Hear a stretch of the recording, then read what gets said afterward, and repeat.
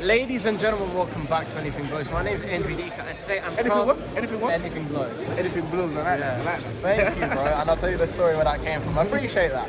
So, proud to be joined by the one, the only, a man I looked up to as a kid, and a man I still look up to, and I finally had the honour, probably the one and only interview I'm going to get. But Tunde Ajayi out of...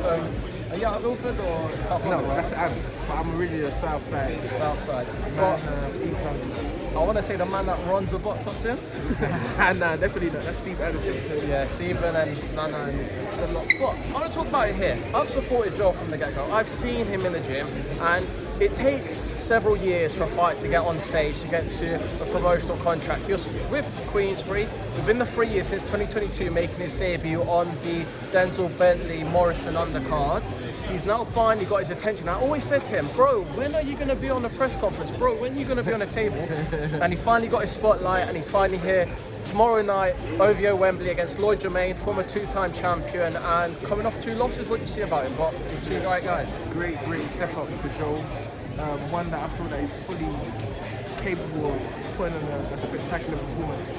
I just feel like a lot of people haven't seen the best of Joel, because why? The guys that he's fought thus far, as soon as they feel the strength, the power, the aura, they just decide to go on the back foot. But that's what they're paid to do. You know, that's what the journeymen are.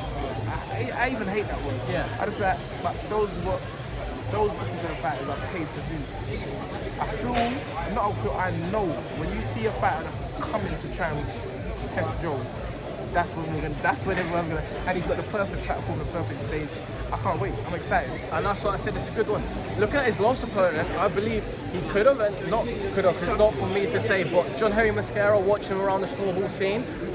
Yeah. No, sorry, you know me, this is why probably I talk a lot. Yeah. Look at the guys that guy's fought. Dan Francis. And they can't put a dent in it. This guy ran like a thief against Joe. Yeah. And because why? It was 6 rounds. I've always said, when you're going to see the best of Joe, when it starts getting 8 rounds, because that's when you're going to see the real championship spirit.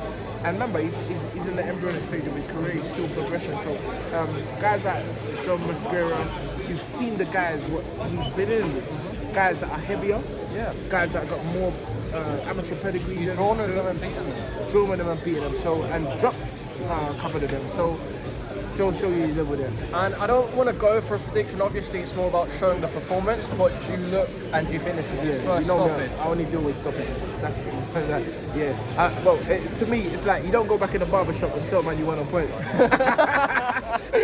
You get me? Like, no one ever like, what? You know, you go to the barber shop, they're like, what round him knock him out? Like, so let's talking about knockouts here. Yes.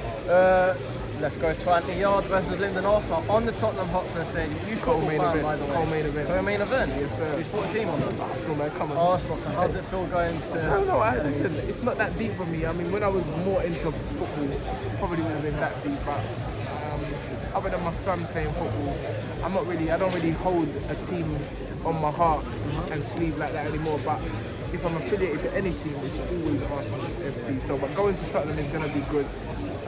Fantastic, probably the best football stadium in the world, without question and without doubt. So it's brilliant. I mean, myself and Andy was there for Derek Chisora against Tyson Fury. I remember seeing it on the big screen. Ringside, sitting next to Usyk. Yeah. So to be there then and to actually go into being co-main event in Tottenham is absolutely wonderful. You've made the dream come true, and let's talk about it here.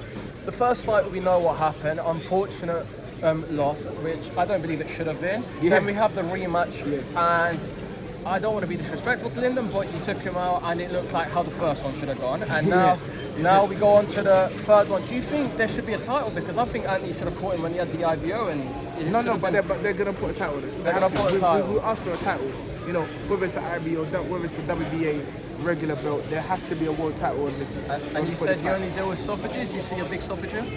I've never. It's not even what I deal with. I think if you just look at Anthony's resume, his style of fighting,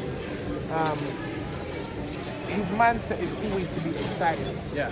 And I feel with excitement comes stoppages. And that's why after all these years as a pro, Anthony's still one of the biggest names in world boxing. In Britain and in the world. And As well, I see he gets recognised by Damian Lillard on his podcast. So yeah. Everybody, Ant has got that energy. It's like you have to look. It is must see. Like no matter what he's doing, whether he's dancing in the gym, you know, whatever Ant's doing, he's just got that energy and that vibration and frequency about him. And penultimate question before I let you go: how's it doing the pads for Devin Haney? Well, you know, I've been doing pads with Dev since he was 11 years old, 12 years old. But it was incredible to, after all those years, to show you that a connection that has been built can never be broken. Because everyone was like, bro, it's like you've been doing pads with him every day for the last 10 years. But literally, that was the first time, you know, when I was training Devon at such a young age, like we never ever thought that 10 years later we'd be doing it again. So it's just good. It's just good. I ain't looking at him like he's no two-time undefeated. He's little Dev. Little Dev, and talk about little Adam, if I can call him that. You also trained him, and what do you see for tomorrow night? Oh, I'm expecting a great performance. The man himself. Yeah, I'm expecting. I've done that a long time. He's the guy Chris. He said I don't. See, this is what happens with me and Ant. He cusses me, and he tells me to not to. I don't care about the comment. He tells me. I told him the brother's dead. What's about the Chris? That's what I'm saying about this guy. I asked the guy to go and do me something, yeah. And he said chatting. Ask one of the boxer guys. There he is, Chris, the guy in the white jacket. Yeah. Sorry, this is what happened. Himself, Anthony. Okay, I used to be in the gym and I understood the banter.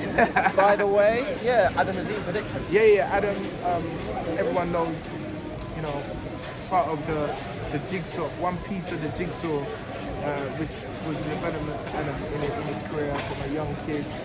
And I've always earmarked him to be something special in the sport of boxing. Why? Because he was moulded, developed, and built to be a superstar. Just like this man over here. Come on, JFK. Come on, shout out to Mark. It won't be very long before people start saying JFK. I've been saying it from the get-go. I'm gonna need the merch, bro. It's coming out soon. Everyone's been asking for it. Come on, it's coming. One thing at a time. Listen, I'm a believer of focus on the things that's going to make you. You know, you don't want to be a professional boxer and all of a sudden you're selling t-shirts at the back of your car. That's nonsense. Let's get the job done first and then we go from there. Thank you for that. Yeah, come on.